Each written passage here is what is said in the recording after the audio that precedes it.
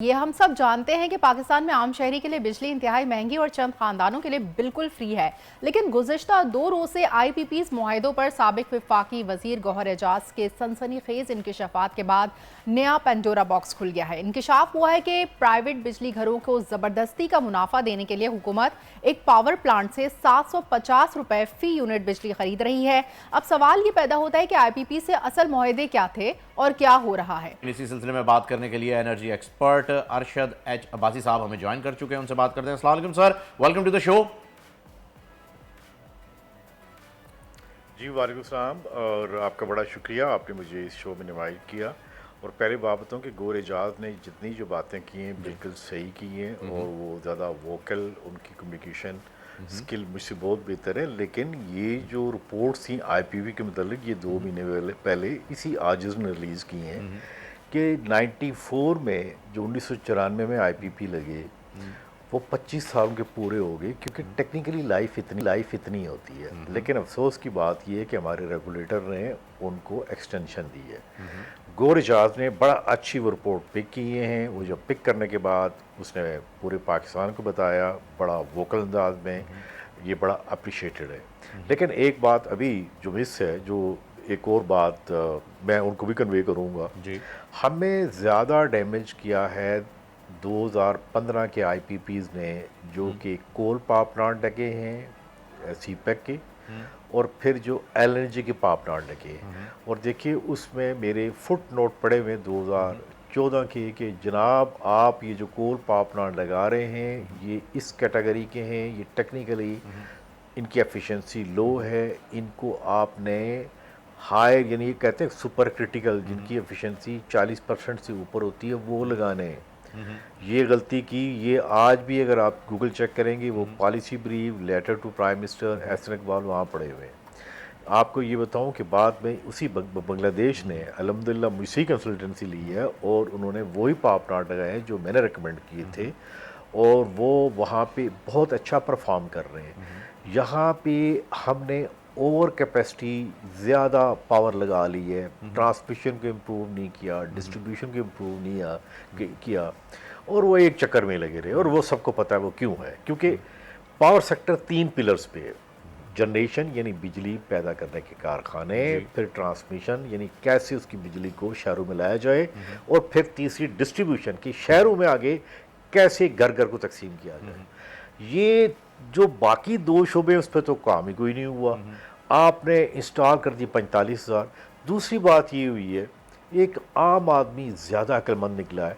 जब सोलर पाकिस्तान में जो सेल है उसकी एफिशिएंसी 20% से ऊपर गई है, आप यकीन करें कि पाकिस्तान में लोग आप कमेटियाँ डाल के अपने माल मवेशी बेच के, मैं गाँव की बात कर रहा हूँ, मेरा तल्लुक मरी के रिमोट एरिए से है, मैं पिछले दिनों वहाँ पे गया हूँ, वो कहते हैं कि छोड़ें, हमने तो अपने माल मवेशी बेच दिए, हम सोलर लगा रहे हैं। मैं आपको बताता हूँ कि इवन लोगों ने अपनी बीवियों के जेवर बेच के लगा दिए। इसका क्या इम्पैक्ट हुआ? इसका ये इम्पैक्ट हुआ कि 10 से 12% जो बिजली कंज्यूम लोग करते थे नेशनल ग्रिड से वो कम होती गई। पर क्या हो रहा है, वो पावर प्लांट बेकार होने शुरू हो गए। और अगर इसी तरह ये काम चलता रहा, जैसे चीफ मिनिस्टर पंजाब कह रही हैं कि हमने भी सोलर पे सारे घरों को करना है, चीफ मिनिस्टर KP के वो भी यही कह रहे हैं, और ख़ुद शहबाज शरीफ ने कहा कि हम ट्यूबवेल भी करेंगे, तो इसका मतलब है कि ये जो पावर प्लांट लगे हैं ये हमें इंतहाई महंगे दामों मिलेंगे। और दूसरी बात है, आपने कहा ना कि एग्रीमेंट्स,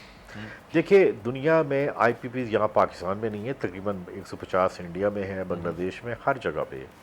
पावर परचेज एग्रीमेंट्स हमने कभी भी सोच समझ के नहीं की। उसकी वजह ये, मैं एज ए मेरा कुछ 30 ईयर्स का एक्सपीरियंस है, ये प्रोजेक्ट डॉक्यूमेंट पढ़ना ये हमारी मिनिस्ट्रीज़ में ये कल्चर ही नहीं है। अच्छा जी। दूसरा, हमें मारा है प्लानिंग कमीशन ऑफ पाकिस्तान ने। देखिए उसका काम यही था कि वो प्लानिंग करते, देखते कि क्या हमें इसकी इतनी ज़रूरत है या नहीं है, आगे इस्तेमाल करने वाला है ही कोई नहीं है।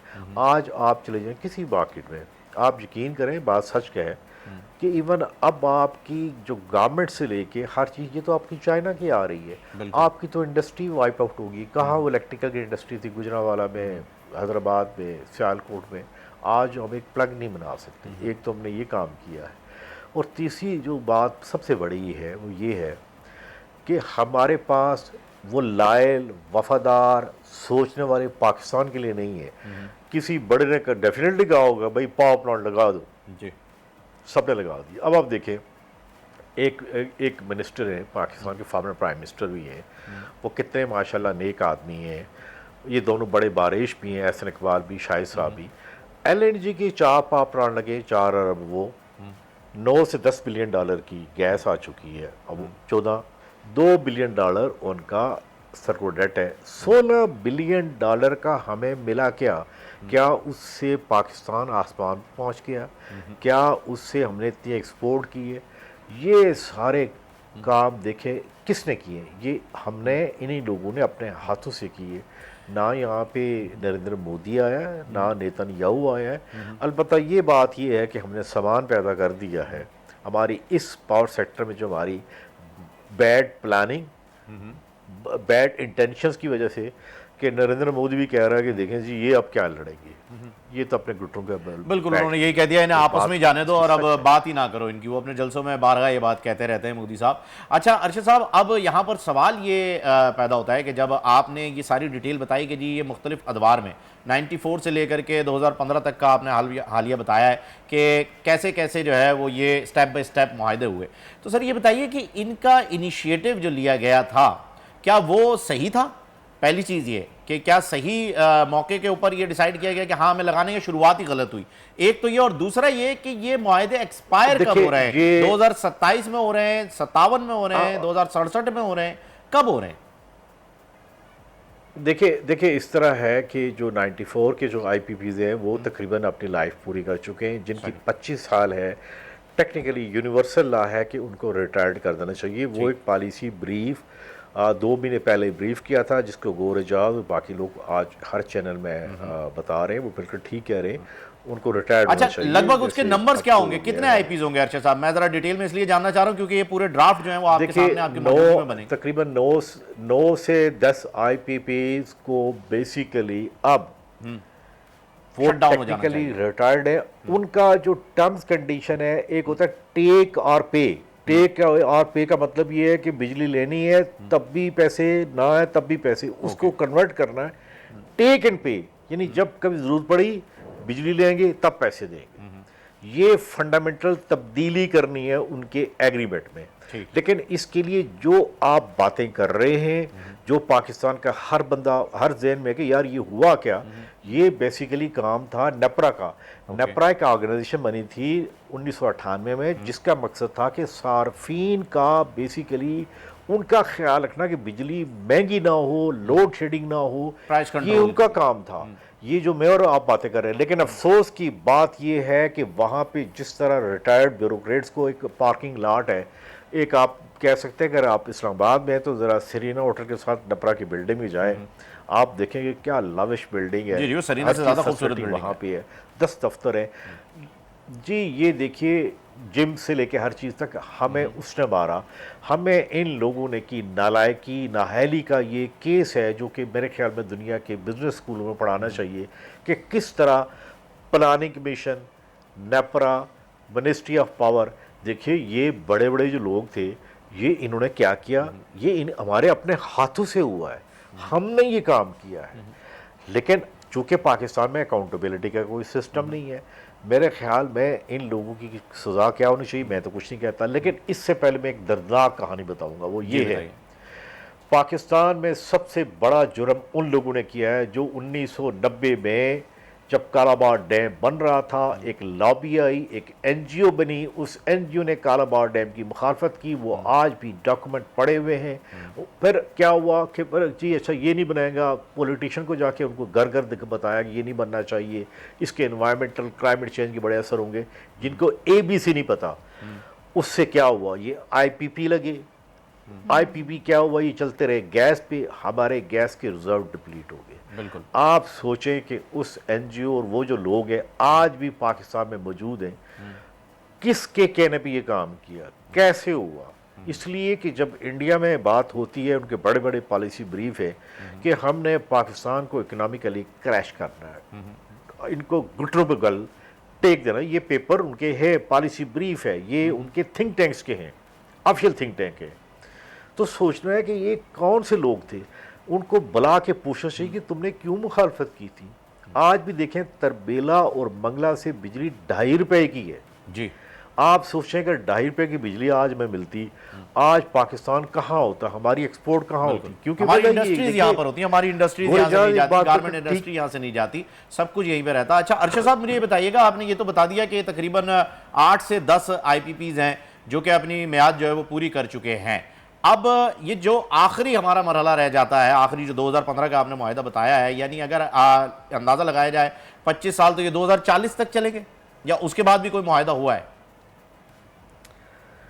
देखिए आपके प्रोग्राम में बड़ा लाउडली एक बात बताऊं जी। अगर मैंने लेटर लिखे, ब्रीफ पोर्ट्स भी भेजी उस वक्त के आर्मी चीफ को, क्योंकि इसलिए भेजी मैंने उनको ये कहा कि एनर्जी सिक्योरिटी अब दुनिया में नेशनल सिक्योरिटी का कंपोनेंट बन गई है। अमेरिका जैसे मुल्क में 350 पेजेस का बिल पास हुआ है, उसके बाद शेल गैस निकली और दुनिया में ये इनकलाब आया। इसी तरह इंडियन आर्मी का भी रोल है, एनर्जी सिक्योरिटी, वाटर सिक्योरिटी वो देखते हैं। ये 5 पेज की शॉर्ट रिपोर्ट थी अक्टूबर 2021 की कि पाकिस्तान में ये होगा, वो लेटर वो रिपोर्ट भी अब मैंने पब्लिक कर दी है। अभी सोचना पड़ेगा जनरल आसम मनीर को और शहबाज शरीफ को बैठ के कि ये हमारी सबसे बड़ी सिक्योरिटी थ्रेट है, हमें कोई ख़तरा नहीं है, कोई ख़तरा नहीं कि रात को इंडियन टैंक या जहाज़ यहाँ पे आएंगे। हम कलैप्स हो रहे हैं, हम ख़त्म हो रहे हैं उसी तरह जिस तरह रूस USSR हुआ था, जिस तरह यूगोस्लाविया हुआ था। आप देखें आज़ाद कश्मीर में क्या हुआ, आप देखें डेली कितना वायलेंस KPK में हो रहा है। और अभी जब अगस्त के बिल आएंगे, खुदा खैर करे कि लोग कहीं उठ खड़ के शहरों की तरफ आना शुरू कर दें।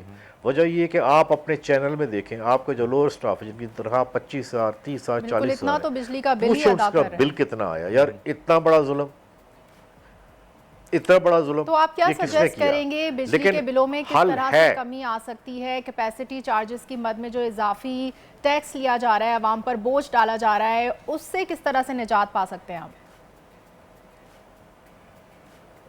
देखिए आपके चैनल में अगर ये बात बता दूं कि इसका हल है, वो कुछ 1 हफ्ते में है, कुछ 2 हफ्ते में, लेकिन किससे बात करें? मैं आपसे बात करूंगा तो क्या अता तारड़ साहब मुझसे रब्ता करेंगे या शहबाज शरीफ साहब रब्ता करेंगे? अपने प्रोग्राम में उनको बता दें, अगर वो तो सीरियस हैं तो जिस तरह आपका ये चैनल है, भाई मैं कभी मिनिस्ट्री में नहीं गया आज तक अल्हम्दुलिल्लाह, ना कभी प्राइम मिनिस्टर गया हूँ, मैं एक मैकेनिक से बंदा हूँ, लेकिन कैपेसिटी पेमेंट का हल है, ट्रांसमिशन डिस्ट्रीब्यूशन लॉसेस का हल है और बड़े आसान हल है। 6 महीने तक के इंशाल्लाह 600 बिलियन से लेके 800 बिलियन कम हो सकते हैं, ये बात बता दें। लेकिन ये जो सारी जो बातें हैं ये किस तरह होंगी? ये इस तरह होंगी कि जब जो ओथ लिया था, जो हल्फ लिया था, वो आज सारे वजीर निकाले ना, शहबाज शरीफ साहब निकाले कि मैं अल्लाह को हाजिर नाज़िर जान के कहता हूँ कि मैं पाकिस्तान का वफादार रहूँगा, इसकी बेहतरी के लिए काम करूँगा। आज अपना चैनल को कहें ना, ज़रा वो हल्फ निकालें, उन्हें कहें कि देखें अगर आपने इस पर काम किया तो ढूंढें, जब बीमार होते हैं तो देखने ये कि इनका कैंसर का हुआ था, किस तरह डॉक्टर के पास अमेरिका में गए थे, कितने थे बंदा। दुरुस्त, आपने बिल्कुल सही फरमाया अब्बासी साहब, आपने बिल्कुल सही फरमाया कि अगर आप सिंसियर हैं तो अपने हल्फ की जो है वो पासदारी करें और अपना जो आपने हल्फ लिया था पाकिस्तान के लिए उसकी जो है वो आप अपने अल्फाज को दोहराएं और अपने अल्फाज को याद करें कि आपने पाकिस्तान के लिए क्या क्या काम करना है। थैंक यू सो मच भाई साहब, आपने बहुत ही डिटेल में जो है वो IPPs के मसले पर हमारी आवाम को जो है वो ब्रीफली जो है बताया। सब्सक्राइब करें और बेल दबाएं ताकि कोई खबर रह न जाए।